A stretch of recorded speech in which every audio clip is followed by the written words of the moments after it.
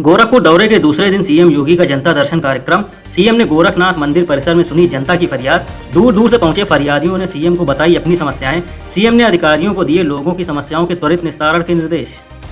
UP में आज से खुलेंगे प्रदेश के बेसिक और माध्यमिक स्कूल। 1 जुलाई से 15 जुलाई तक चलेगा स्कूल चलो अभियान। अधिक से अधिक बच्चों का नामांकन कराना और उन्हें स्कूल से जोड़ना है इसका लक्ष्य। पहली से तीसरी कक्षा तक के 45 लाख बच्चों को दी जाएंगी मुफ्त किताबें। यूपी बोर्ड के 28,529 स्कूलों में आज से बदलेगा अटेंडेंस सिस्टम। छात्रों और टीचरों को ऑनलाइन लगानी होगी हाजिरी। इसके लिए विकसित किया गया एक विशेष पोर्टल और विद्यालयों की सुविधा के लिए तैयार किया गया एक मोबाइल ऐप। लखनऊ में बच्चों को स्कूलों से जोड़ने की पहल। मंडलायुक्त ने स्लम के सर्वे और दाखिले के दिए निर्देश। कहा, स्लम बस्तियों के बच्चों का 100% चिन्हांकन प्राथमिकता पर हो। लापरवाही होने पर जिम्मेदारी तय की जाएगी। बच्चों को शिक्षा से जोड़ना सिर्फ एक दायित्व नहीं बल्कि सामाजिक बदलाव की दिशा में हमारी जिम्मेदारी है।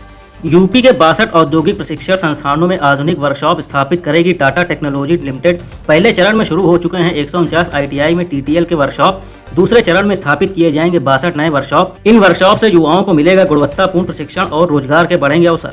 शामली के परिषदीय विद्यालयों में आज से लागू किया गया ड्रेस कोड। शासन के निर्देशानुसार निर्धारित ड्रेस में आएंगे शिक्षक और स्टाफ कर्मी। ड्रेस कोड का उल्लंघन करने पर होगी कार्रवाई। जिले के 596 विद्यालयों में शिक्षकों के लिए शर्ट पैंट कुर्ता पैजामा और शिक्षिकाओं के लिए निर्धारित है साड़ी सूट सलवार।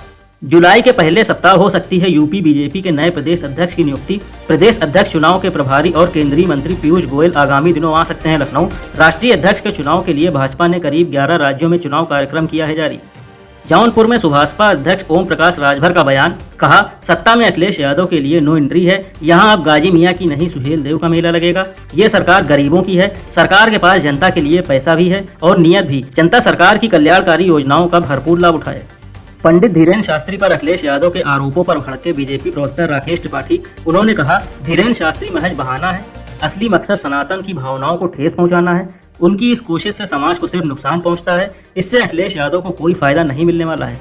1 से 7 जुलाई तक वन महोत्सव का आयोजन करेगी यूपी सरकार, जिसके तहत 35 करोड़ पौधारोपण का है लक्ष्य। वन मंत्री डॉक्टर अरुण कुमार सक्सेना कुकरेल वन प्रभाग में पौधारोपण कर करेंगे अभियान की शुरुआत। इस दौरान आयोजित किए जाएंगे पर्यावरण संरक्षण और जल संरक्षण को लेकर जागरूकता कार्यक्रम।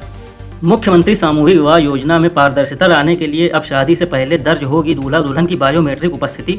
वित्तीय वर्ष 2025-26 में 722 जोड़ों की शादी कराने का है लक्ष्य। 51,000 से बढ़कर 1 लाख रुपए किया गया है प्रति जोड़े का खर्च। साथ ही बढ़ाई गई उपहारों की संख्या। उत्तर प्रदेश राज्य आपदा प्रबंधन प्राधिकरण ने बाढ़ की संभावनाओं को देखते हुए 21 जिलों के आपदा विशेषज्ञ को मुख्यालय से किया संबद्ध। प्राधिकरण ने 10 सालों के मौसम का अध्ययन कर 44 जिलों को किया चिन्हित, जिनमें बाढ़ का सबसे ज्यादा है खतरा। इन क्षेत्रों में बचाव कार्य के लिए महिलाओं को भी किया जा रहा प्रशिक्षित। यूपी में जातीय संघर्ष की आशंका के चलते पुलिस और खुफिया विभाग सतर्क। कांवड़ यात्रा और मुहर्रम के जुलूसों के दौरान सोशल मीडिया पर कड़ी निगरानी रखने के दिए गए निर्देश। सीएम योगी ने सुरक्षा व्यवस्था सुनिश्चित करने के दिए निर्देश। डीजीपी राजीव कृष्ण ने कहा कि शांति व्यवस्था बनाए रखने के लिए पूरी मुस्तैदी बरती जाएगी। यूपी में कांवड़ यात्रा मार्ग पर खाद्य पदार्थ बेचने वाले दुकानदारों को अपने नाम का बोर्ड लगाना होगा अनिवार्य। तय कीमत पर खाद्य पदार्थ बिक्री की DFDA को दी गई जिम्मेदारी। सीएम योगी के निर्देशों पर व्यवस्थाएं सुनिश्चित करा रहा विभाग। दुकानों का पंजीकरण है अनिवार्य, जिसके लिए मुफ्त व्यवस्था है उपलब्ध। इलाहाबाद हाई कोर्ट से पाकिस्तान जिंदाबाद लिखकर पोस्ट करने वाले अंसार अहमद सिद्दीकी की जमानत याचिका खारिज। कोर्ट ने कहा कि देश विरोधी गतिविधियों के प्रति अदालतों की सहनशीलता से ऐसे मामले बढ़ रहे हैं। जज ने कहा कि आरोपी का कृत्य भारत की संप्रभुता के खिलाफ है। ये मामला जमानत देने योग्य नहीं है। प्रयागराज में एक नाबालिग लड़की का मतांतरण कर जिहादी बनाने के प्रयास के मामले में जारी है पुलिस की जांच। गिरफ्तार दरक्षा बानो के मोबाइल रिकॉर्ड और सोशल मीडिया प्रोफाइल की हो रही पड़ताल। पुलिस को आतंकी मॉड्यूल की है आशंका। इस मामले में दिल्ली समेत कई राज्यों से तार जुड़ने की सामने आई बात। वाराणसी में छावनी क्षेत्र में सांस्कृतिक पथ तैयार करने जा रहा विकास प्राधिकरण। काशी के कारीगरों और कला को समर्पित होगा 500 मीटर लंबा पथ। काशी के पर्यटन में एक और आकर्षण का केंद्र होगा ये पाथवे, क्योंकि छावनी क्षेत्र में मौजूद होटल्स में अधिक संख्या में ठहरते हैं विदेशी मेहमान।